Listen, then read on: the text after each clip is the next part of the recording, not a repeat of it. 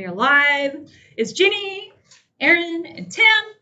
Say hi at DS Tech, and we are sharing today that cybersecurity, right? I was going to say cybercrime. Cybersecurity is not just IT's problem or DS Tech's problem. It is your problem too. And we're going to talk a little bit about that. We talked last week about insurance, and make sure you check that out because you're going to want to check out whether your business should be insured against cybercrime. So before I do that, sign up for our newsletter at dstech.net. So you get the news, right? And at the end of the video, I'll share what this email is for. So follow us on Facebook. Oh, yeah. And certainly, hopefully you're seeing us there live, unless you're on LinkedIn or YouTube. Yeah. We're on all three places. And so look us up on LinkedIn. And YouTube has all our videos, so you can go back and find where Dave is on there talking about. When are we going to come up with the virtual reality version of the show? Right? That'll be cool. Yeah. It's coming. 3D cameras and VR headsets. We can talk about cyber. We'll be in your living room. We'll be like cyber criminals and cyber stuff in cyberspace. That'll be awesome. That's kind of freaky if you think about what cybercrime is going to be like in the future. Yeah. But speaking of cybercrime and cybersecurity, so why is it, I don't know, Miss Secretary's problem? Why does she have to worry about cybersecurity? I look at it as, a lot of companies like, oh, it's the IT department's job to take care of security. Let's just let them deal with it. But the problem is you make lots of policies as an IT department or IT person or however your company manages it, where you have certain policies in place that employees are all supposed to follow as well, right? Or they should. And then over time, most employees may get laxed, or they might not be as diligent in checking all their emails before they click them. Or if someone goes through door access, if you have a company where all the doors are logged and it's a secure area, you don't want someone tailing someone through a door. You have all these different policies for security and logging, and you need to make sure you're following it. Otherwise, it's not just the IT's problem. Something's going to happen and it's going to fall on the IT to fix it, but it could have been prevented if the entire staff was trained in the area of cybersecurity and understanding how to prevent things. Yeah. A simple way for me to kind of visually point it out is no different than going to a restroom and seeing the sign that says all employees must wash their hands.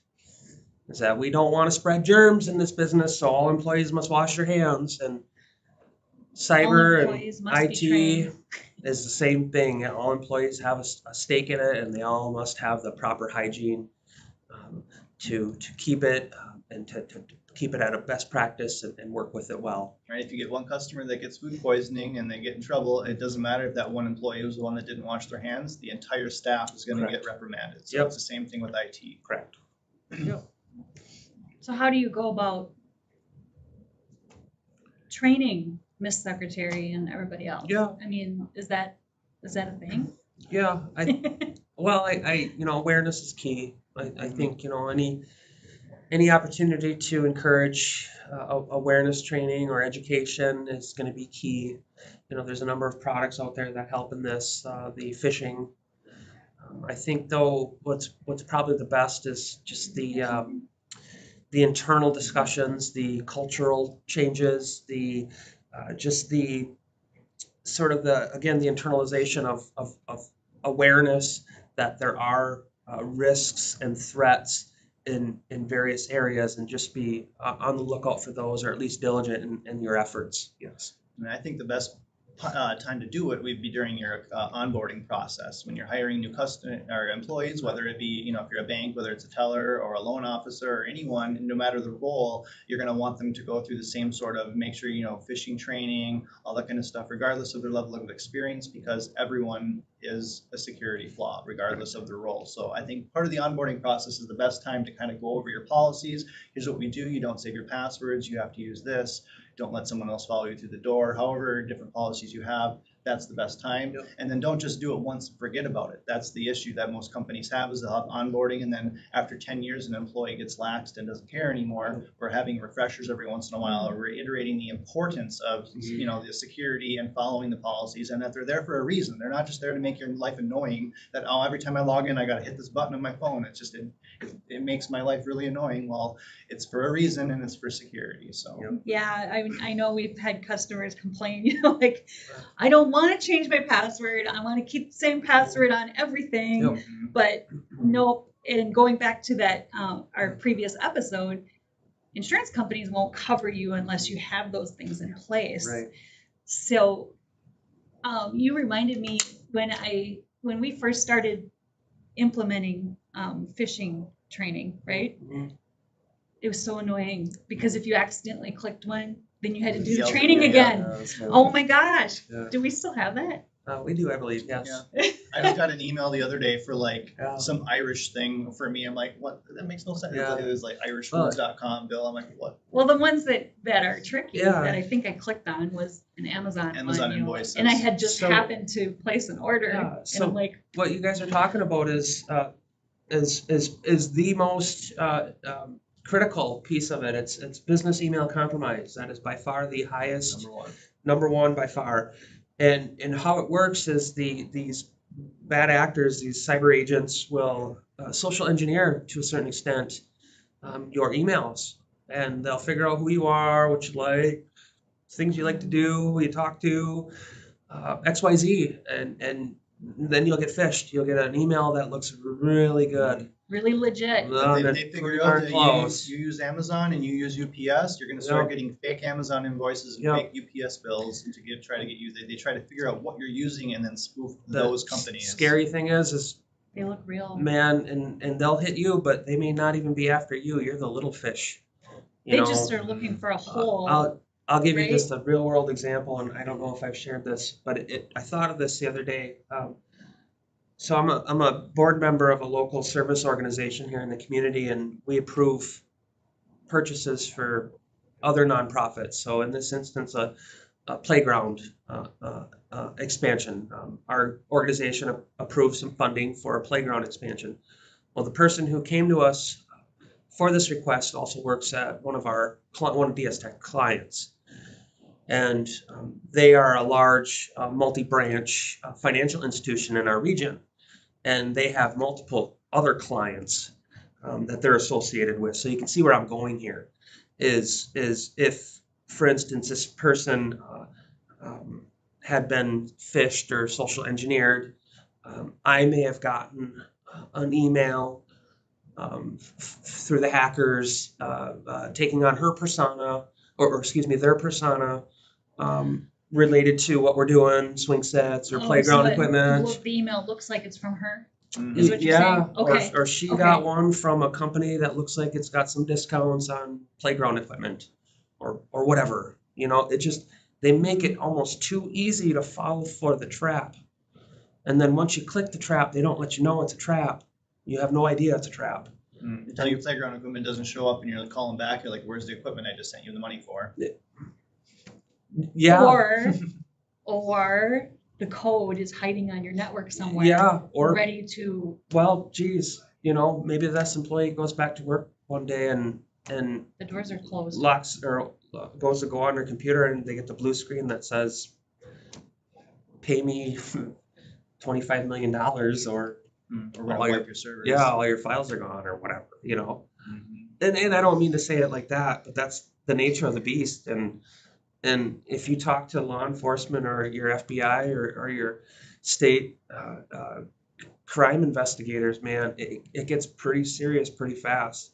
And what I mean by serious pretty fast is these guys don't mess around. If you open an incident report and they come in and deem it, at a level where they need to be interested, they will acquire your assets.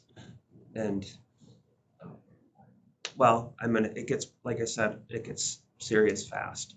Scary. It is Scary Yeah. stuff. very much so. So, relating to criminals and insurances and things like that, again, situational awareness is key. You know, as a business professional, as an owner or an employee, you have to understand what situation you're in.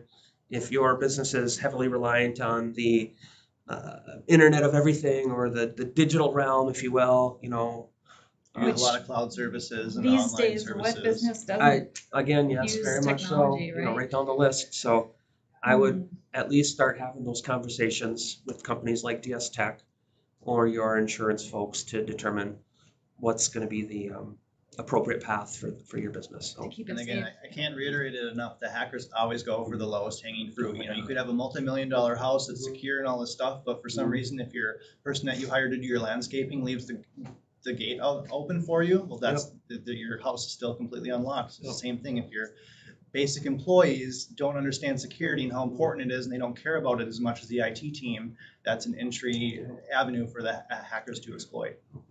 and as an individual, not as an employee of DS Tech, as an individual, my awareness has gotten to the point where I ask these questions of businesses I personally am interested in doing further business with. So if I change my car insurance, for instance, or my home insurance, my insurance provider gets a list of questions based on this exact conversation because I need to know if I can trust them with my information. Because if I can't trust them, I will find somebody else I can trust. And that's just the nature of the beast. And it's going to get worse. So, yes. It's going to get worse. I mean, that's where everything is going. I mean, Yeah. everything's getting locked down. They're starting to. And I guess the way Aaron hit the nail earlier too, it's like you have these hackers, they will do anything they can to exploit it. All right, they have no rules. They're already doing illegal activities. So do you think they're going to play by any rules? They're not. They're going to do anything No. Oh, they yeah, can we talked about imagine. that. Versus as a business, you still have to operate within certain rules and regulations. So it's not really a fair battle even between these hackers coming in with everything imaginable, and you have certain resources. So you definitely always want to make sure that you're secure and everyone's following the policies, because if you're targeted, it can be pretty hard. Be like water. Yes. You need to be able to adapt. Yes, Bruce Lee would say. We were talking about Bruce Lee, and we're like, yeah, well, you got to go with the flow. Sorry, but that's the world, right? You got to go with it and defend ourselves. Yes. And the best way. Or is hire to DS Tech be like water. Yes. to defend. I didn't even do that right, That's but okay. whatever. Good job. No, yeah, you did good. I haven't been in martial arts in a long time. Anyway, so did we cover it? I think think we so. did. Yeah. There Yeah. is one episode I wanted to mention that I believe me and Dave did, where we shared our screen and we showed you some telltale signs of phishing emails. You can go back on our YouTube channel and find it. I mean, literally, we just pointed at the things to look for in your email. So that would help too. And DS Tech has a lot of resources. So feel free to ask, sign up for our newsletter, and email security@dstech.net for your free security assessment. And we can talk about all those tools that we have Yeah. that can help you out. Good? Yep. All right. Make it a great day. We'll see you